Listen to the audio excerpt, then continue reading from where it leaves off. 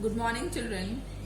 Today we will start with the process of gamete formation, that is gametogenesis.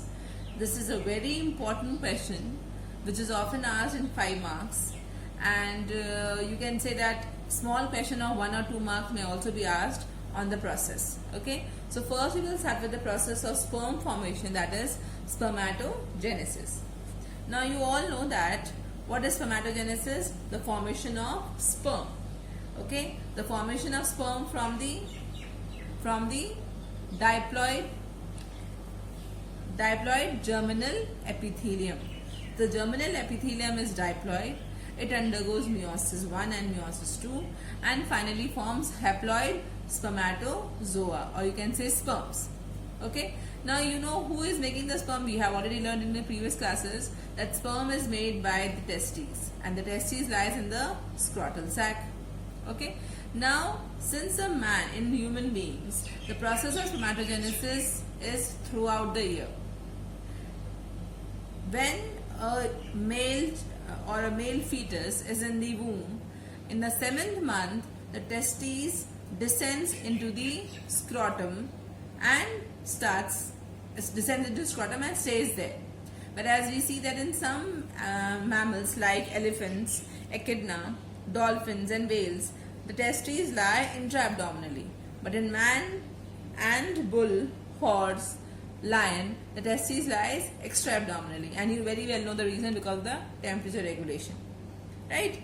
So when the testes descends down in the 7th month, but the process of spermatogenesis starts once the man or once the boy reaches the puberty. Okay? Now here one important term to remember, that if the testes failed to transcend down into the scrotal sac, that condition, that pathological condition is called as cryptorchidism. In that case, the male is sterile. Okay, cryptorchidism. So you can make a note. Now, let us learn how the process completes. Since it's a continuous process, here it's an important point to remember that there's a difference between oogenesis and spermatogenesis. That spermatogenesis is a continuous process and it's get completed in 74 days. Okay, it is divided into 2 phases. The first phase is the formation of spermatids. That means the spermatids, rounded structures are formed, and that rounded structure is now converted into a tail-like structure, and that by the process called as spermiogenesis. Okay, so once again remember, formation of spermatid, first process, followed by spermiogenesis. Now formation of spermatid is taking place in 3 phases: multiplicative phase, growth phase and maturation phase, followed by spermiogenesis. Now children, let us learn the multiplicative phase. Here I have given you a flow chart also. Remember, it is the mitotic phase. Mitotic phase means, you very well know mitosis, where the number increases and the similar cells are formed, since it's an equational division. So in this multiplicative phase, the germinal epithelium, that is diploid in nature, those cells are called as gonocytes.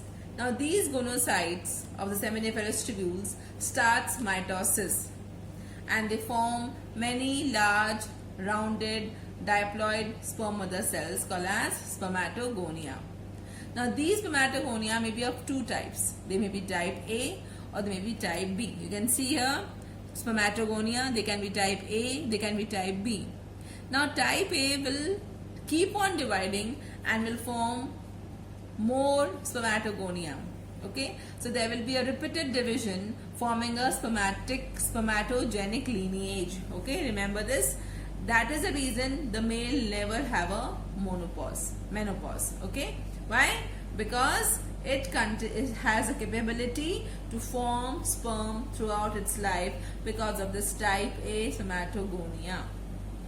But the other cell, that is type B spermatogonia, they enter further. Now in which stage they will enter? They will enter into the growth phase. So multiplicative phase is talking about only multiplication of the cells, that is spermatogonia. 2 types of spermatogonia are formed, type A spermatogonia and type B spermatogonia. Type A spermatogonia will form spermatogenic lineage, which will keep on dividing, whereas type B spermatogonia will now enter the growth phase. Growth means it is growing in size. So here the growth is taking place. You can see that the rounded spermatogonia will grow in size by accumulating DNA, by accumulating nutritive material, and by replicating the cytoplasmic content. So the size is increasing basically here, and now this grown up spermatogonia is called as primary spermatocyte. So I have specifically shown a diagram here where the spermatogonia is growing up. See, remember, type B spermatogonia is growing up and becoming significant in size, and now it is called as primary spermatocyte. Now that means it is ready. It is ready to enter the meiotic or meiosis, where it will finally form the spermatozoa. Now maturation phase. Maturation phase, in this is the most significant phase. Okay, this is the most significant phase where the spermatids are formed. Please remember here that it is only maturation phase where meiosis takes place. In multiplication, it was mitosis. In growth phase, it was growth of the spermatogonia. Whereas in maturation phase, the primary spermatocyte formed in the growth phase now enters meiosis 1 and meiosis 2 to form spermatids. Now see children, you can see here multiplication phase, growth phase, and now it is this primary spermatocyte is entering meiosis 1. So meiosis 1 will form two cells. You know that in meiosis 1, two cells are formed. That is called as now secondary spermatocytes. And since meiosis 1 is reduction division, a haploid secondary spermatocyte is formed. Now this haploid secondary spermatocyte will undergo meiosis 2 and will form rounded spermatids. These are again haploid in nature. Okay, so 4 spermatids are formed from one primary spermatocytes. Is it clear? Each secondary spermatocyte divides into meiosis, undergoes meiosis 2 and forms 2 haploid spermatids. That means we have 4 spermatids in all from one primary spermatocyte, and this process is called as spermatogenesis also. Clear? Please remember the term because they are often asked in 1 mark or 2 mark portion. Now the rounded spermatid is not having the capability to move since it's very heavy in nature, and it does not have any kind of tail. So how will it move? Now this rounded spermatid will transform itself into a tail-like structure so that it becomes motile. And this process of transformation is called as spermiogenesis or spermioteliosis. It is a very, very important question asked in 2 mark, where they are asking the difference between spermiogenesis and spermiation. We will learn spermiation later on, but remember spermiogenesis right now, that it is a transformation of non-motile, rounded, haploid spermatids into a functional, motile spermatozoon or sperms. This process is called as spermiogenesis or spermioteliosis. Now why it is done? It is just to increase the motility or the mobility, because the rounded haploid spermatids are heavy. So they need, and they don't have any locomotory structure. So their size needs to be lower down, their weight needs to be reduced, and they need to develop a tail-like structure so they can start moving. Okay, so we will learn. See, now what is basically a sperm? Sperm is a cell. Okay, and now just remember the cell parts. What does it have? It has a nucleus, it has a membrane, it has mitochondria, Golgi bodies, ER, all those things it has. The same thing, a spermatid is also having. Now this spermatid is now transforming each and every part of it in order to convert into a motile sperm. So let us learn one by one. I am directly going to the other slide where you can see the diagram. See, this is a rounded spermatid. It is having a large nucleus. Now children, this large nucleus will become elongated, okay, will become condensed and flat. Okay, so the extra, all that extra material which is there will disappear. Okay, it will become a narrow, pointed, and it will lose the RNA and the nucleolus and the acidic protein. So that will be containing only DNA and basic protein and will become condensed. So condensed so as to fit in the small head. See, this rounded structure set has become condensed. Then you know about the Golgi bodies. So Golgi bodies are present there. This Golgi body, some part of the Golgi body converts into acrosome, while some part goes as a waste. So the part which goes as a waste is called as Golgi rest, while the one which is forming the acrosome, okay, this is a very important function for a sperm, because this acrosome is placed on the tip of the nucleus, and this acrosome contains some lytic enzymes or hyaluronidase enzyme. Again, a very important question of 1 mark. Acrosome is containing hyaluronidase or sperm lysins, which will break the membrane of the egg so that the sperm can take an entry and release its nucleus inside it. So Golgi bodies is participating, some half of it is participating. So the half which is participating is forming acrosome, the other half which is not participating is forming the Golgi rest, that is going as waste. Now the next is, we are having many mitochondria. You all know that mitochondria is basically the powerhouse for a cell. And since a sperm is a motile structure, it needs energy for movement.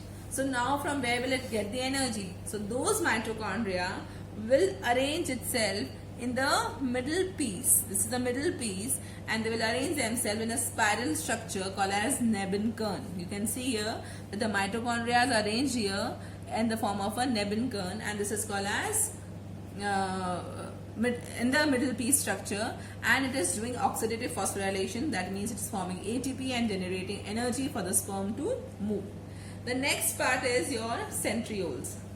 The centriole is very important, because this centriole will go into the ovum with the nucleus, because it will initiate the first division. So because we need to have spindle fibers, so their centriole is taking an important place. The centrioles, there are two centrioles, distal centriole and proximal centrioles. The centriolus spermatids forms the neck of the sperm, while the distal centriole will form the exoneme. Clear? Now what is left? Two things are left. One is cytoplasm, the other one is the plasma membrane. Cytoplasm also gets reduced in size, and it is present in a very thin quantity near the tail, just forms a sheath of the sperm, whereas the plasma membrane, it forms the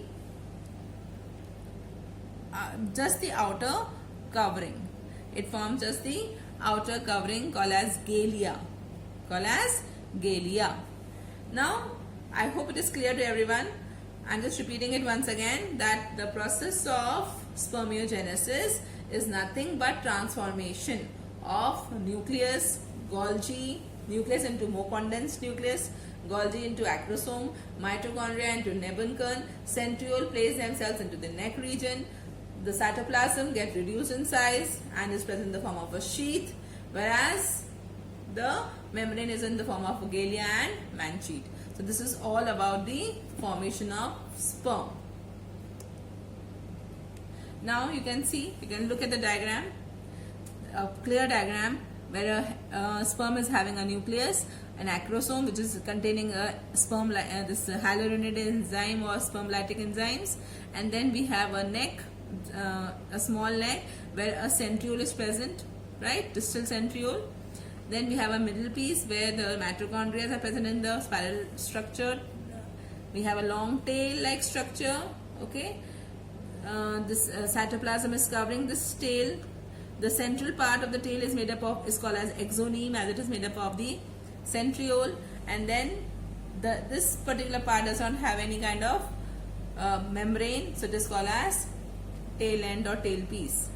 Clear? Now remember children, the sperm is of two types. Two types of sperms are formed. One is gynosperms. The other one is called as androsperms. Gynosperms are the ones which are having X chromosomes, whereas androsperms are the ones which are having Y chromosomes. So you know that the sperm is having two chromosomes, X and Y. So the one which is having X chromosome, it is called as gynosperms. The one which is having Y chromosome is called as androsperms. And depending upon which sperm, if gynosperm is fusing with a female, a female child is born. If androsperm is fusing with the ovum, then a male child is born. So depending upon the kind of sperm which is fusing. Now I'll explain you in detail the structure of sperm. So I hope children now the process of spermatogenesis is clear to all of you. Please keep on revising it because it's a very important question. Now you will learn the structure of sperm in detail. After spermatogenesis, the unit which is formed, the sperm or the male seed or the animal seed, how it looks like. So basically a sperm is haploid in nature, you know that. It is motile and its primary function is just to fuse the ovum so that the diploidy can be restored, and it transmits the paternal characters to the offspring. So whatever the parent is having, the characters is transferred from the parent to the offspring by the help of sperm in case of male and by the help of ovum in case of female, right? So both of them are carrying the characters and transmitting it to the offsprings. Now basically a sperm is very minute in size. It is having a tail-like structure which is giving it a capacity to move, or we can say it is giving it a motility or mobility to move. And since sperm is very small and it needs movement, it should not be heavy. So that is the reason it does not have any kind of nutritive material, protective membranes, ribosomes or ER. Now the whole body of the sperm is covered by a membrane, a very thin membrane called as plasma membrane, because it's just like a cell. So it is covered by a plasma membrane. It is formed of 4 parts: head, neck, middle piece and tail. The head of the sperm is very small, and it is having a condensed nucleus. So basically it's oval and flat, and it is made up of 2 parts. One is the acrosome, the second one is the nucleus. The acrosome means that a body which is present on the interior or the extreme part, as it is derived from a Greek word akron.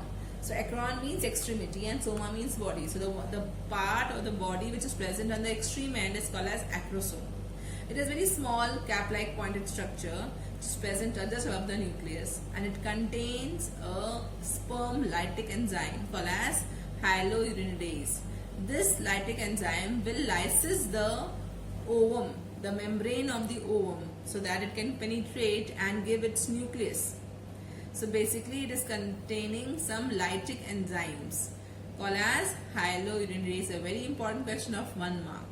Okay, and I have already discussed that this acrosome is basically formed from the Golgi body. So some of the Golgi body is forming acrosome, while some of the Golgi body is disintegrating in the form of Golgi rest. The next part of the sperm head is the nucleus. This nucleus is long, narrow and pointed, but it is flat.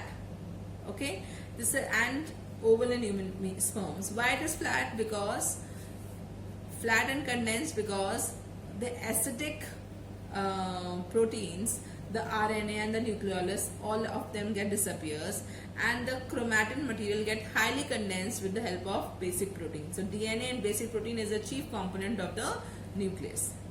Now children, remember the acrosome and the anterior part of the nucleus are covered by a fibrillar sheath called as galea. You can look it in the diagram that this anterior part is covered by a structure fibrillar sheath called as galea. And the next part is the neck. The neck is the smallest part of the sperm. Okay, and the spermatids were having centrosome. So that centrosome is nothing but centrioles, 2 centrioles or centrosome, one and the same thing. So the centrosome, that is comprising of a distal centriole and a proximal centriole. They both are present in the neck region and they are perpendicular to each other. So just near to the nucleus, just look in the diagram, just near to the nucleus there is a depression, and in this depression your proximal centriole is lying, and just perpendicular to it is the distal centriole. Now this distal centriole is basically forming the longitudinal axis of the sperm, right? Now the third part is the middle piece. This is the most important part, since it is most important in what sense? In providing the mobility. This is having the mitochondria which are arranged in a spiral manner, and this arrangement of mitochondria in a spiral manner is called as Nebenkern. I think it's not mentioned here, but somewhere here I mentioned here, yes, Nebenkern. Okay, in the diagram it's not there, but Nebenkern are these mitochondrial arrangement is called as Nebenkern, which undergoes a process of oxidative phosphorylation and forms ATP. Now children, we learned that the acrosome and the nucleus is covered by a fibrillar sheath called as galea. Now the posterior part of the nucleus, the neck and the middle piece is covered by a sheath called as Mann-sheath. So you can look in the diagram here. The anterior part is covered by a galea and the posterior part is covered by Mann-sheath. Okay. Now let us talk about the third part, that is the tail or flagellum. Now tail is the longest part of the sperm. It is very slender and tapering. Okay. It is basically formed of two parts. The first, which is the inner part, okay, the inside one, that is called as axoneme or axial filament, whereas the other one, which is the outer covering, is called as protoplasmic sheath or the outer sheath. So axoneme is basically having a microtubular structure of n+2. Okay, fine. Whereas the centriole is having the arrangement of 9+0. Remember that, it's a very important thing to remember. Centrioles were having an arrangement of 9+0, whereas axoneme is having an arrangement of 9+2. So it is the central part, okay, the contractile part, which is helping it in the movement, whereas the outer is the protoplasmic sheath or the outer sheath. Now in some sperms, there may be present a ring centriole just at the junction or the you can say the midpoint where the middle piece and the flagellum are present. There is present a ring centriole. This is also called as Jansen's ring, since Jansen discovered it. Okay. Now this tail is helping in the movement, and it is showing a whiplashing type of movement. Now the distal part of the axoneme, where there is no protoplasmic sheath, that particular part is called as the end piece. Right. So this completes your sperms or the structure of sperm also. Now here an important thing to remember, that the process of spermatogenesis is all controlled by the hormones. So now what is that hormonal control? What is that mechanism? You have learned this also in your previous class, that your hypothalamus is the masters of master gland, which is releasing factors or releasing hormone, and those releasing hormones are controlling your anterior pituitary. That is the master gland, and this master gland is further controlling the respective organ. So in this case of somatogenesis, or in the case of male, hypothalamus is releasing a hormone called as GnRH, that is gonadotropin releasing hormone, which acts on the anterior portion of the pituitary and it is releasing two hormones, FSH and LH. FSH is follicle stimulating hormone and LH is luteinizing hormone. Now follicle stimulating hormone is acting on the Sertoli cells of the testes, which is basically controlling the process of somatogenesis, and it is also releasing an inhibin, which is acting as a negative feedback. If it increases more, it gives a negative feedback to the anterior pituitary to stop the secretion of FSH. The other hormone is LH, which is acting on the Leydig cells, and it is also called as ICSH. LH is also called as ICSH, that means interstitial cell stimulating hormone, which is acting on the Leydig cells to release testosterone, which is primarily the most important hormone to control spermatogenesis, and it is also controlling the secondary sexual characters of a male.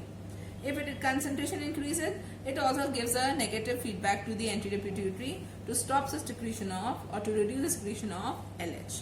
So this is the hormonal control of spermatogenesis. It is also an important question, often asked in 3 mark or 2 mark. So finally children, we are done with the most important process of spermatogenesis, where we have learned how a sperm is formed, okay, how the spermatid is formed, how that spermatid transforms into a motile sperm. Then we learned in detail the structure of the sperm, and finally the factors which are controlling the process of spermatogenesis. It's a very important question. Please revise it thoroughly with the help of a flowchart, the diagrams, everything should be on your tips. In the next video, we will discuss about the process of oogenesis, which is nothing but the formation of ova. So I hope meantime we start with oogenesis, you are through with the spermatogenesis. Thank you and stay safe.